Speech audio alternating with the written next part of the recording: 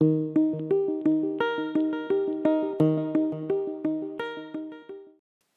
a tutti, oggi voglio mostrarvi un metodo semplice per realizzare una testa di profilo. Come nel video precedente utilizzeremo una struttura, una griglia per costruirci tutte le proporzioni del nostro volto. Anche in questo video, come vedete, sto utilizzando sempre i soliti elementi, cioè linea e cerchio. Dovete stare attenti ad eseguire il disegno non calcando troppo la matita sul foglio, ma restando leggeri, proprio perché queste sono linee strutturali che poi andranno cancellate a fine lavoro. Adesso sto facendo la mascella, che la linea deve essere parallela alla linea che ho appena fatto sotto la nuca. Dopodiché possiamo rifinirci tutta la struttura del volto e andare a eseguire alcune modifiche. Per esempio io adesso ho allungato un attimo il cranio perché mi sembrava troppo schiacciato e ho tirato una linea sotto al cerchio, che sarà la linea del naso, e un'altra linea che divide la mascella in due, che sarà la linea della bocca. Dopodiché faccio un'altra linea, che è la linea degli occhi, che scende giù fino a toccare la linea della bocca. Sulla parte sinistra della testa sto eseguendo il naso. Questo lo potete semplificare mediante un triangolino. Passo poi alla struttura del labbro superiore, che non deve combaciare con la linea strutturale che abbiamo fatto sotto, ma deve essere leggermente spostata in fuori. Vale anche per il labbro inferiore, che chiuderete col mento e dovrà combaciare con la linea della mascella.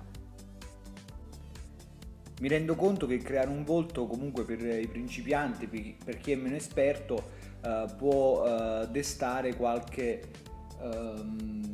perplessità, quindi consiglio di prendere delle immagini anche dal giornale e disegnare queste strutture che vi ho fatto vedere su queste figure, giusto per rendersi conto delle proporzioni.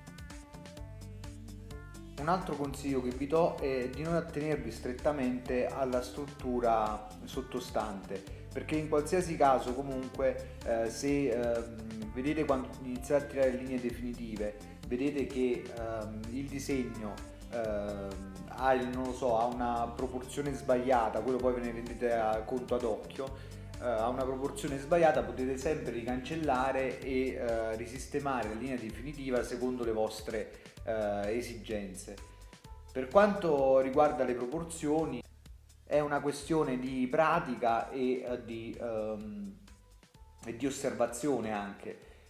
Infatti più osserverete, più starete attenti quando anche andate in giro nella vita quotidiana ad osservare i volti, i visi, più affinerete la tecnica del disegno.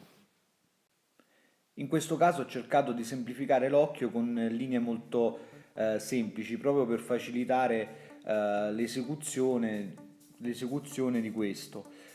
Potete anche prendere comunque spunto sempre dalle riviste, copiando l'occhio che più vi piace, o cercare, quando è possibile, di copiare comunque un modello dal vivo. È proprio quest'ultimo, il modello dal vivo, che genera tanta paura nelle persone che non hanno tanta esperienza, ma d'altra parte è il metodo più sano, più naturale per imparare a disegnare.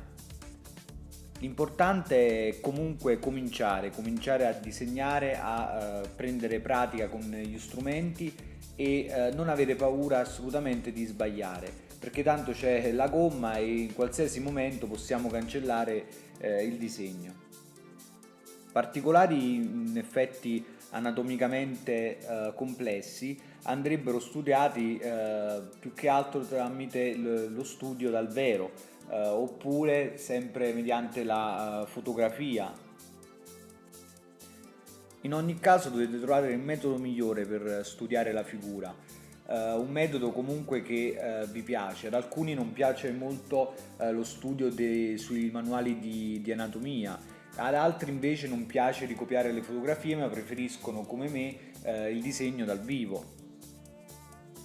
Dovete far sì che la vostra passione vi guidi verso le migliori tecniche per voi, insomma, che la passione diventi uno strumento anche per lo studio di materie complesse come lo studio dell'anatomia. Per quanto riguarda la mia esperienza, posso rassicurarvi che in campo di anatomia neanch'io ero chiaramente ferrato come tutti, e i metodi che usano oggi in accademia non mi sono mai piaciuti. Ho preferito quindi iniziare a studiarla per conto mio, e ho trovato così un metodo che andasse bene per me.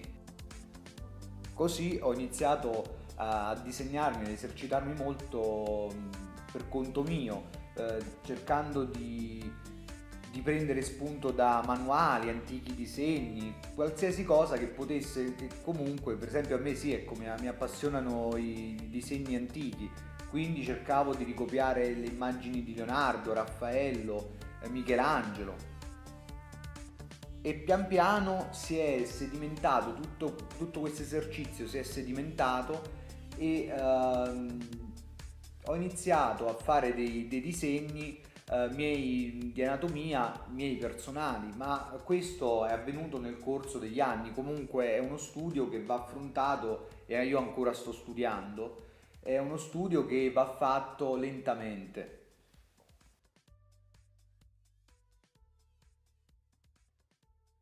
Spero che questi consigli li troviate utili, e mi scuso per non aver comunque spiegato e accompagnato il disegno questa volta, ma aver parlato dell'anatomia un po' in generale.